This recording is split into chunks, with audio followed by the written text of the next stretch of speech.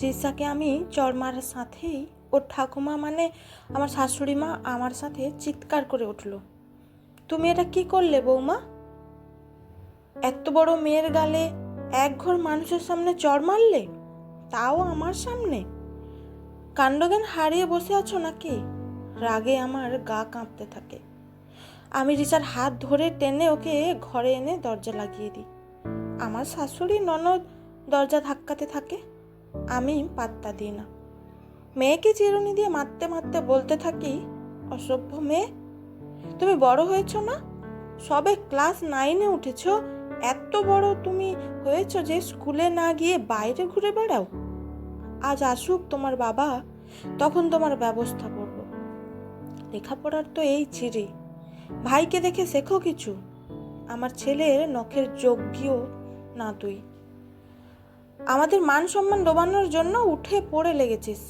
রিসা কাঁদতে থাকে। আমি ওকে রেখে বের হয়ে আসি। ওর রুমে গিয়ে সব তোলপাড় করি। টেবিলের ড্রয়ার, আলমারি, তোশকের নিচে, ব্যাগের ভেতর, বইয়ের তাকে কিছু না কিছু তো আছেই। ইদানিং প্রায় টাকা চায়। ছোট মানুষ, গুরুত্ব দিইনি। এখন বুঝছি ও টাকা চাই কেন, কিছু একটা তো আছেই। আমার শাশুড়ি ডাকতে থাকেন, বৌমা, দুপুর 3টা বাজে, বাড়িতে মেহমান আছে, সে খেয়াল আছে তোমার? ভাত দাও না কেন টেবিলে? জামাইকে কি না খাইয়ে রাখবে? আমি খাবার দিতে চাই। আমার ননদ বলে, বৌদি, রিসাকে ডাকো। না, ওর ভাত বন্ধ। বৌমা, জিদ করো না, রিসাকে ডাক দাও। মা, বেয়াদপি নিবেন না, আর নিলেও আমি নিরুপায়। আজ দুপুরে রিসার ভাত বন্ধ, ওর বাবা আসুক। রাফি বাবা, টেবিলে আয় সোনা, পরে পড়িস, না খেলে পড়াশোনা করবি কি করে? আমার ননদ রাগ করে খাবার রেখে উঠে যায়। সব কিছুতে বাড়াবাড়ি। আমার মেয়েকে আমি শাসন করব না আদর করব, সেটা আমার ব্যাপার। বেড়াতে আসছে, 2 দিন থাকবে, চলে যাবে, তা না সব কিছুতে নাক গলানো চাই। রাফি রিসার বাবা ফিরল রাত 8টা নাগাদ। রিসার রুমের আলমারির কাপড়ের নিচে একটা ডায়েরি পেয়েছি। ডায়েরিটা বের করে নিয়ে এসে ওকে ওর রুমে পাঠিয়ে দিয়েছি। ওর ঠাকুমা খাবার নিয়ে অনেক সাধাসাধি করেছে, উনি খাবেন না। বেয়াদব হয়েছে মেয়েটা, রাগ দেখায়, জিদ করে। আজ ওর একটা ব্যবস্থা করব। চাকরি করলাম না শুধুমাত্র ছেলে মেয়েকে মানুষ করতে গিয়ে, আর এই মেয়ে কিনা তলে তলে আমার চোখ ফাঁকি দিচ্ছে। আজ বাড়িতে ননদ নন্দাই আসায় আমি স্কুল থেকে আনতে যেতে পারিনি। রাফিকে পাঠিয়েছিলাম, ও নাকি গিয়ে রিসাকে পায়নি। মিনিট 10 পর রিক্সায় ফিরতে দেখা যায় ওকে ওর বান্ধবীর সাথে। এত চালাক হয়েছে মেয়েটা, জানে যে আজ মা নিতে যাবে না, এই সুযোগ। ওর বাবাকে নাস্তা দিয়ে ডায়েরিটা নিয়ে বসি। নীল রঙের ডায়েরি, কখন লিখে ও আমার তো চোখে পড়ে না। এত চোখে চোখে রেখেছি ছেলে মেয়েকে, তাও চোখ ফাঁকি দিল। ছেলেটাকে মানুষ করতে পারলেও বোধ হয় মেয়েটাকে পারলাম না। আমি ব্যস্ত হাতে ডায়েরিটা খুলি। প্রায় মাঝামাঝির দিকে একটা কবিতা লেখা হচ্ছে তাহলে আজকাল, অথচ পড়তে বসতে বললেই নানান বাহানা শুরু হয় তার। ঘুম পায়, মাথা ব্যথা, মনে রাখতে পারে না। কি করব? আমি এই মেয়েকে নিয়ে দিশেহারা লাগে আমার। পাতা উল্টাই, ছোট একটা লাইন, আমার রাতে ঘুম আসে না। পড়তে বসলে ঘুমে নাকি পড়ে যায়, অথচ লিখেছে তার নাকি রাতে ঘুম আসে না। প্রেম করছে না তো?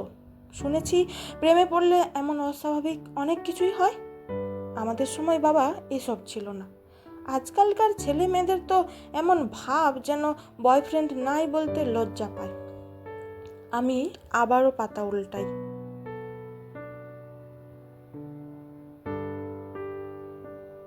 বাবাকে বললাম, বাবা, আজ বাইরে খেতে নিয়ে যাবে? বাবা বলল, পড়াশোনায় মন দাও, আমি ফেরার সময় নিয়ে আসব। কি আনতে হবে মাকে বলে দিও, আমাকে জানিয়ে দিতে। কেন, কি এমন হতো সবাই মিলে একটু বের হলে? স্কুল আর বাসা, বাসা আর স্কুল, দম বন্ধ লাগে আমার। আমি পরের পেজে যাই। মাকে আজ বললাম আমার কাছে ঘুমাও, মা রাজি হলো না। অথচ প্রায়ই রাতে মা বাবার সাথে রাগারাগি করে আমার ঘরে এসে ঘুমায়, মাঝে মাঝে কান্না করে। আমি বুঝতে পারি, আমার ইচ্ছে করে মাকে জড়িয়ে ধরি, কিন্তু আমি জেগে আছি জানলে যদি বকা দেয়, তাই সাহস পায় না। আমি পাতা উল্টাতে থাকি। আমার পড়তে খুব কষ্ট হয়, মনোযোগ থাকে না, পড়লে কিছু মনেও থাকে না। যত দিন যাচ্ছে ততই সমস্যাটা বাড়ছে। মাকে বললে মা বললে পড়ায় মন নাই, তাই এত সব অজুহাত দেখায়। পিসিমণি এসেছে, জেনি দিদিও এসেছে। আমার খুব ইচ্ছে করে আমি জেনি দিদির সাথে গল্প করি, কিন্তু মা বেশিক্ষণ মিশতে দেয় না, বলে বড় বোনদের সাথে এত কিসের কথা, তুমি ছোট মানুষ, এখন পড়াশোনা করার সময়, আড্ডা দেওয়ার সময় অনেক পাবে পরে। আমার রাজু আঙ্কেলদের সাথে মিশতে ভালো লাগে না একদম। ওনার ছেলে জনি খুব অসভ্য ইঙ্গিত করে, কিন্তু আমি বাবাকে বলতে পারি না। বাবার ধারণা আমি তার বন্ধুদের সামনে নিজেকে অসামাজিক প্রমাণিত করতে চাই, তাই যেতে চাই না। মা আজ ঠাকুমার সাথে খুব ঝগড়া করলো। তারা কেউ কাউকে দেখতে পারে না, সব সময় বাসায় একটা অশান্ত পরিবেশ। পিসিমণি আসলে ভালো লাগে আমার, কিন্তু পিসিমণি তো বেশি দিন থাকেন না। ঠাকুমা পিসিমণি আসলে মায়ের সাথে আরও ঝগড়া করে।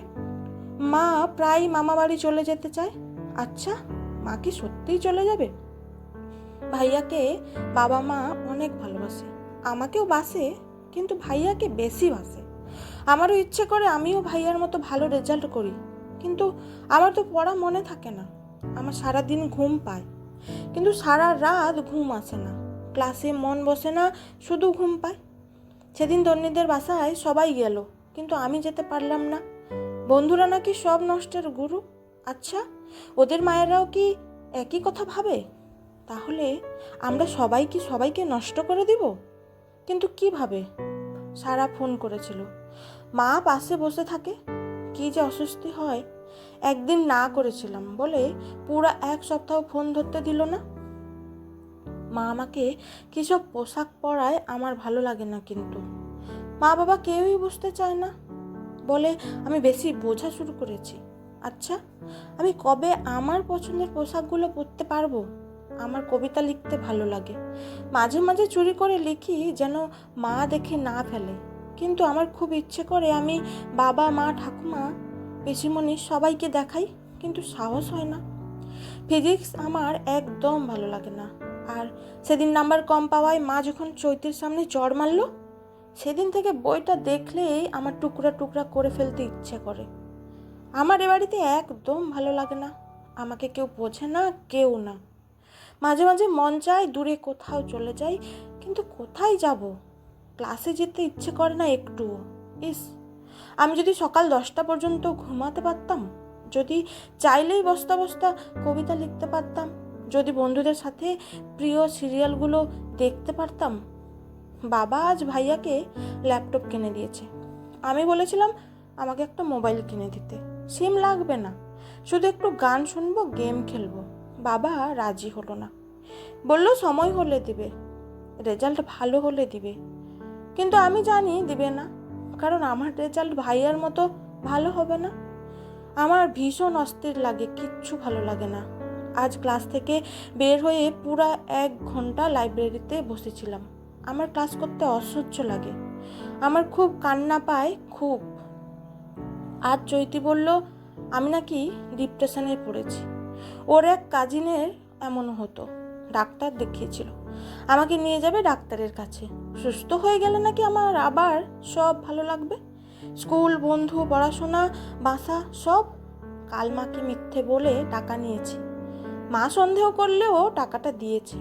আগামী পরশু পিসিমণি আসবে, মা স্কুল থেকে আনতে যাবে না, তখন চৈতিকে নিয়ে ডাক্তারের কাছে যাব।